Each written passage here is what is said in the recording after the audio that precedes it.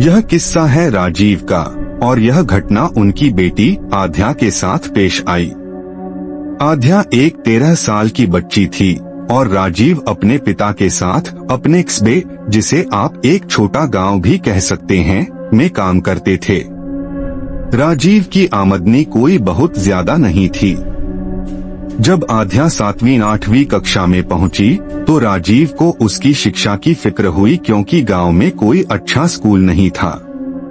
शहर शिफ्ट होने के लिए उनके पास इतने पैसे नहीं थे कि वो किराए का मकान ले सकें और बेटी को पढ़ा भी सकें। लेकिन दिल में यह पक्का इरादा था कि किसी भी तरह बेटी को आगे पढ़ाना है। तभी उन्हें ख्याल आया कि उनके ताऊ जी का एक मकान शहर से सिर्फ 12 से 13 किलोमीटर दूर गांव के ही पास स्थित है। अगर ताऊ जी उन्हें वहां रहने की इजाजत दे दें तो किराया नहीं देना पड़ेगा, वो आसानी से रोजाना अप डाउन कर सकते हैं, अपना काम भी कर लेंगे और आध्या की शिक्षा भी अच्छे स्कूल में शुरू हो जाएगी। यह सोचकर वो अपने ताऊ जी के पास गए, उन्हें सारा मसला समझाया और देखिए उनकी खुशकिस्मती या बदकिस्मती, ताऊ जी फौरन उस घर की चाबियां देने को राजी हो गए। उन्होंने कहा, अच्छी बात है यार, मेरा अपना ही बच्चा रहेगा, घर की सफाई भी हो जाएगी और वैसे भी वो घर यूं ही पड़ा हुआ है, तुम लोग रहोगे तो देखभाल भी हो जाएगी और तुम्हारी बेटी की पढ़ाई भी हो जाएगी। राजीव बहुत खुश थे कि अब वो आध्या को बेहतर शिक्षा दे पाएंगे, मगर उन्हें क्या खबर थी कि इस घर में कोई और भी है जो उनका इंतजार कर रहा है। राजीव अपनी बेटी आध्या और पत्नी निर्मला के साथ ताऊ जी के उस मकान में शिफ्ट हो गए। मकान थोड़ा पुराना था लेकिन एक बड़ी कोठी जैसा था और उनके लिए काफी था। 1 महीना सुकून से गुजर गया। राजीव रोज आध्या को स्कूल छोड़कर काम पर जाते और शाम को उसे वापस ले आते। निर्मला घर संभालती थी। एक दिन जोरों की बारिश हो रही थी और हमेशा की तरह बारिश होते ही घर की बिजली चली गई। आध्या बोर हो गई तो उसने फोन की फ्लैश लाइट ऑन की और घर को देखने लगी। निर्मला अपने काम में व्यस्त थीं। घूमते घूमते आध्या एक ऐसे हिस्से में पहुंची जहां वो पहले कभी नहीं गई थी, स्टोर रूम। स्टोर रूम में डिब्बे और सामान पड़ा था। वापस लौटते हुए उसकी नजर चावलों की एक बड़ी टंकी के पीछे बने हुए एक दरवाजे पर पड़ी। इस दरवाजे में एक अजीब सी कशिश थी जो उसे अंदर झांकने पर मजबूर कर रही थी। उसने मुश्किल से टंकी को थोड़ा सा खिसकाया और जगह बनाकर दरवाजे तक पहुंची। दरवाजा खोलकर टॉर्च जलाई तो अंदर सीलन की तेज बदबू आ रही थी और पूरे कमरे में कई सालों के जाले लगे थे। सामान बिखरा पड़ा था। वो वापस निकलने ही लगी थी कि उसकी फ्लैश लाइट दरवाजे के बिल्कुल करीब रखे एक बक्से पर पड़ी। जिज्ञासा के मारे उसने बक्सा खोला और अंदर एक गुड़िया रखी दिखाई दी। आध्या की आंखें चमक उठीं, वो गुड़िया निकाली, बक्सा बंद किया और बाहर हॉल में आ गई। उसने भागकर अपनी माँ को गुड़िया दिखाई। निर्मला ने गुड़िया को देखा तो वो उन्हें अजीब लगी। उसके चेहरे पर एक अनोखी मुस्कुराहट थी और आंखें बिल्कुल वास्तविक इंसान की आंखों जैसी थीं। निर्मला ने ज्यादा ध्यान नहीं दिया, गुड़िया साफ करके आध्या को दे दी और आध्या उससे खेलने लगी। बिजली अब भी नहीं आई थी। बारिश और बादलों की गड़गड़ाहट जारी थी। निर्मला राजीव का इंतजार कर रही थीं, जो बारिश की वजह से लेट हो गए थे। तभी आसमान में बिजली चमकी। उसी चमक में निर्मला की नजर खिड़की पर पड़ी और उन्हें दिखा कि कोई खड़ा होकर उनके घर में झांक रहा है। वो डर गईं, फौरन टॉर्च जलाई और बाहर गईं। उसी वक्त घर की बिजली भी आ गई। बाहर जाकर देखा तो खिड़की के पास कोई नहीं था। चारों तरफ देखा, सिर्फ अंधेरा और बारिश की आवाज थी। वापस घर जाने लगी कि तभी पीछे से किसी बच्चे की आवाज में अपना नाम सुनाई दिया। मुड़कर देखा तो कोई नहीं था। उन्हें लगा शायद यह उनका वहम है। एक कदम आगे बढ़ाया तो फिर से एक लड़की के खिलखिलाकर हंसने की आवाज आई। इस बार उन्हें आध्या पर शक हुआ, मगर आध्या तो अंदर गुड़िया के साथ खेलने में व्यस्त थी। निर्मला को अजीब सा एहसास हुआ। वो घबरा गई मगर खुद को तसल्ली देकर वापस किचन में चली गई। उसी रात आधी रात के करीब राजीव और निर्मला की आंख आध्या की चीखों से खुली। मुझे छोड़ दो, मैं तुम्हारे साथ नहीं जाऊंगी। वो भागकर कमरे में पहुंचे तो आध्या नींद में बड़बड़ा रही थी। उन्हें लगा कि छोटी बच्ची है, सपना देख रही होगी। वो उसे चादर ओढ़ाकर वापस अपने कमरे में आकर सो गए। अगली सुबह सब कुछ बदल चुका था। निर्मला ने आध्या को स्कूल के लिए जगाया, मगर वो उठ ही नहीं रही थी। बार बार जगाने पर भी जब वो नहीं उठी तो निर्मला ने जबरदस्ती उसे पकड़कर हिलाया, और जैसे ही ऐसा किया आध्या ने निर्मला के हाथ पर काट लिया और बहुत गुस्से में चिल्लाई कि मुझे स्कूल नहीं जाना, और दोबारा सो गई।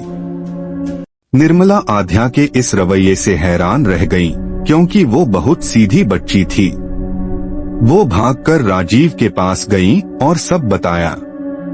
राजीव ने कहा, छोटी बच्ची है, हार्मोनल बदलावों की वजह से मूड खराब हो गया होगा। तुम नजरअंदाज करो, आज उसे आराम करने दो। निर्मला ने भी यही सोचकर बात टाल दी। राजीव काम पर चले गए। निर्मला घर के काम में लगी थी। किचन में उन्हें फिर से आध्या के हंसने की आवाज आई, मगर इस बार उसके साथ एक और बच्चे के हंसने की आवाज भी शामिल थी। वो दौड़कर आध्या के पास गई तो वो अकेली गुड़िया से खेल रही थी। वो वापस जाने लगी कि फिर से वही आवाज आई। चारों तरफ देखा, कोई नहीं था। वो उसे अपना वहम मानकर वापस किचन में चली गई। वहाँ वो कुछ काम कर रही थी कि खुद ब खुद किचन का नल ऑन हो गया और पानी गिरने लगा। उन्होंने बंद किया, मुड़ी तो नल फिर से खुल गया। वो हैरत से देख रही थी कि तभी आध्या के चीखने की आवाज आई। वो भाग कर गई तो आध्या वहाँ नहीं थी, मगर ऊपर सीढ़ियों से किसी के चढ़ने की आवाज आ रही थी। वो ऊपर दौड़ी और जो देखा, उनके दिल की धड़कन रुक गई। आध्या अपने दोनों हाथ और पांव उल्टे करके फिल्मों में मकड़ी की तरह उल्टा चल रही थी। उसकी आंखों में एक अजीब सी सफेदी थी। निर्मला ने चिल्लाकर उसे सीधा किया और पूछा, तुझे क्या हुआ? आध्या हंसने लगी और बोली, देखो मम्मी, मजा आया ना? यह मुझे मेरी नई दोस्त ने सिखाया है। निर्मला के पसीने छूट गए। उन्होंने आध्या को पकड़ा और फिर नजर उस गुड़िया पर पड़ी जो उन्हें ही घूर रही थी। गुस्से में उन्होंने गुड़िया उठाकर दूर फेंक दी। जैसे ही उन्होंने आध्या को गोद में उठाया, आध्या छिटककर नीचे उतरी और अपनी माँ को जोर से धक्का दे दिया। यह देखकर निर्मला सदमे में आ गई कि आध्या ने उन्हें धक्का दिया। आध्या गुस्से में थी और चिल्ला रही थी, मेरी डॉल क्यों फेंकी? निर्मला ने उसे मारने के लिए हाथ उठाया तो आध्या ने पास पड़ा हुआ एक छोटा सा गमला उठाकर माँ की तरफ फेंक दिया। निर्मला झुककर बची, मगर आज आध्या का यह रूप देखकर वो बहुत ज्यादा खौफजदा थीं। आध्या की आंखों में मार देने वाला गुस्सा नजर आ रहा था। निर्मला समझ गई कि यह उनकी आध्या नहीं है। निर्मला गुस्से में नीचे जाने लगी कि अचानक आध्या के चीखने की आवाज आई। उसने अपना हाथ कंधे से अजीब तरह से मोड़कर दबा लिया था, जिससे उसे बहुत दर्द हो रहा था। निर्मला ने सीधा करने की कोशिश की, मगर हाथ ऐसे अकड़ गया था जैसे रस्सी से बंधा हो। फिर आध्या ने एक करख्त हंसी हंसना शुरू किया, जिसे सुनकर निर्मला की रूह कांप गई। वो आहिस्ता आहिस्ता पीछे हटने लगी। आध्या के चेहरे से मासूमियत गायब थी और उसकी आंखों में खौफनाक डर था। निर्मला दौड़कर नीचे गई और राजीव को फोन लगाया। वापस आई तो देखा कि छत की दीवार पर आध्या कोयले से लिख रही थी, मैं वापस आ गई हूँ। निर्मला को यकीन हो गया कि कोई अलौकिक चीज है। वो जैसे तैसे आध्या को नीचे लाईं और उसके कमरे में बंद करके राजीव का इंतजार करने लगी। राजीव घर पहुँचे तो निर्मला उन्हें फौरन छत पर ले गईं और सब बताया।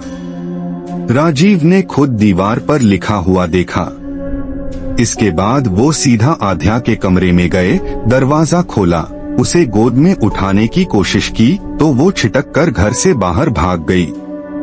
निर्मला की आवाज सुनकर बाहर से गुजर रहे 2 आदमियों ने उसे पकड़ लिया, लेकिन आध्या उनकी गिरफ्त में नहीं आ रही थी। उसमें अजीब ताकत आ गई थी। वो एक औरत की आवाज में चीख रही थी और उनकी आवाज सुनकर आसपास के लोग भी इकट्ठे हो गए और सब मिलकर उसे पकड़ने लगे। भीड़ इकट्ठी हो चुकी थी और गांव वालों को समझ आ गया था कि इस पर कोई ऊपरी साया है। तभी गांव के एक बुजुर्ग आगे बढ़े और कहा कि इस पर कोई दवा काम नहीं करेगी, इसे बाबा विद्धिनाथ के पास ले जाओ, वो बहुत पहुँचे हुए तांत्रिक हैं, वही इसे ठीक कर सकते हैं। राजीव और निर्मला गांव के कुछ आदमियों के साथ आध्या को लेकर बाबा विद्धिनाथ के घर पहुँचे। बाबा को देखते ही आध्या ने बहुत जोर से चीखना शुरू कर दिया और उसकी आंखें खून की तरह सुर्ख हो गईं। वो गुस्से से बाबा को घूर रही थी। बाबा ने हैरत से कहा, तू बाहर कैसे आ गई? तुझे किसने आजाद किया? इसे तो मैंने कैद कर दिया था। राजीव और निर्मला एक दूसरे को देखने लगे कि बाबा यह क्या कह रहे हैं। उन्होंने बाबा से पूछा, बाबा आप कैसी बात कर रहे हैं? और मेरी बच्ची को क्या हुआ है? बाबा ने कहा, यह तुम्हारी बच्ची नहीं है, यह वही चुड़ैल है जिसे आज से कई सालों पहले मैंने बांध दिया था और उसी ने तुम्हारी बेटी के जिस्म पर कब्जा कर लिया है। यह सुनकर सब लोग सन्न रह गए। इसी दौरान आध्या अजीब सी मुस्कुराहट देने लगी और जिन लोगों ने उसे पकड़ा था वो खौफ के मारे ढीले पड़ गए और आध्या छुड़ाकर भाग गई। सब उसके पीछे भागने लगे, मगर बाबा ने उन्हें रोका, रुक जाओ, अभी इसे पकड़ने का कोई फायदा नहीं है। आज रात को हम करिया रस्म करेंगे, तब वो अपने आप यहाँ चलकर आएगी। राजीव और निर्मला परेशान थे, मगर बाबा ने उन्हें दिलासा दिया कि वो कहीं नहीं जाएगी, यहीं वापस आएगी। उन्होंने कहा कि अगर अभी कुछ किया गया तो बेटी की जान को खतरा होगा। गांव के बुजुर्गों ने भी उन पर भरोसा करने को कहा। बाबा ने रात की रस्म की तैयारी शुरू कर दी। रात 11:30 बजे उन्होंने सबको छिप जाने को कहा और अपनी पूजा शुरू की। 5 मिनट बाद ही सबने आध्या के चीखने की आवाज सुनी। वो बाबा की तरफ ही चलकर आ रही थी। बाबा ने सुबह ही अपने चेलों को दूर संप्रेषण टेलीपैथी के जरिए इशारा कर दिया था कि गांव के चारों तरफ एक बंधन बना दे ताकि चुड़ैल बाहर न जा सके। आध्या बाल बिखरे और मिट्टी में लथपथ थी और आकर खामोशी से खड़ी हो गई। ऐसा लग रहा था जैसे उसे जबरदस्ती लाया गया है। बाबा ने आंगन के बीच में 4 कोनों वाला एक हवन कुंड बनाया, जिसके चारों तरफ विभिन्न चीजों से रक्षा चक्र बांधा। हवन कुंड में काले कपड़े पर सिंदूर से काल भैरव यंत्र बनाया गया। फिर बाबा ने वो गुड़िया मंगवाई और उसे रक्षा चक्र के बीच में रखा। गुड़िया की आंखें खुली थीं और उनमें जान महसूस हो रही थी। कुंड के चारों तरफ 8 कोनों वाला चक्र बनाया गया, जिसमें 8 अलग अलग पुतले रखे गए। हर पुतला चुड़ैल के एक खास रूप और ताकत को जाहिर करता था। इन पुतलों के जलने से ही उसकी ताकतें खत्म होनी थीं। बाबा ने अपना रुद्राक्ष माला उठाया, आंखें बंद करके मंत्र जाप शुरू किया और एक एक करके पुतलों को जलाना शुरू किया। जैसे ही एक पुतला जलता, एक अजीब चीखने की आवाज आती, जैसे किसी दूसरी दुनिया से आ रही हो। पहला पुतला जला, आध्या ने आंखें खोल दी और जोर जोर से सांस लेने लगी। दूसरा पुतला जला, उसने आंखें चौड़ी कर ली और गुस्से में दांत पीटने लगी।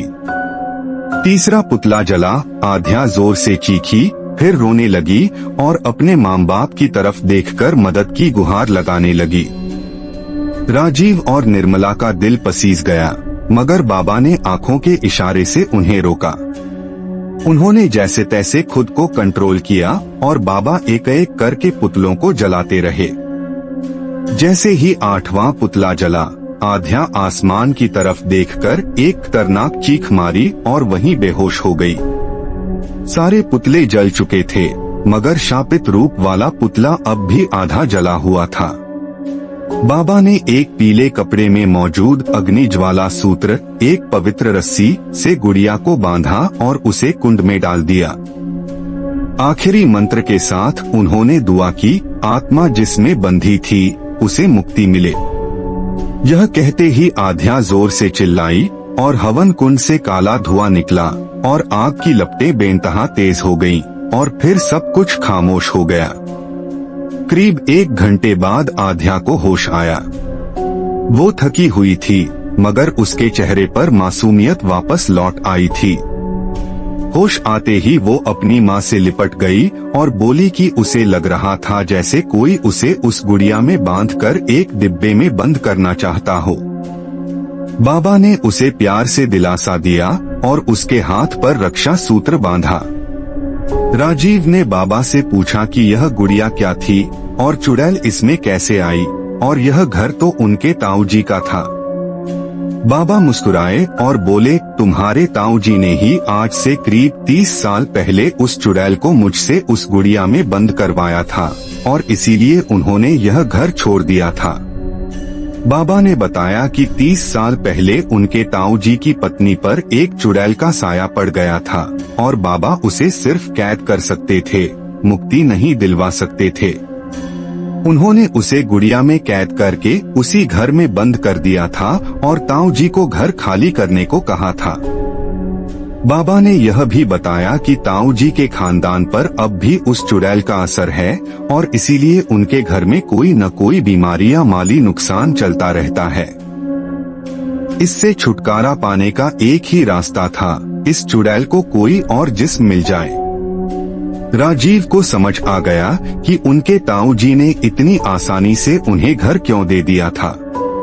वो चाहते थे कि उनके खानदान के किसी एक फर्द का जिस्म चुड़ैल को मिल जाए और वो इस मुसीबत से आजाद हो जाएं। राजीव को बहुत गुस्सा आया कि उनकी वजह से उनकी बेटी की जान भी जा सकती थी।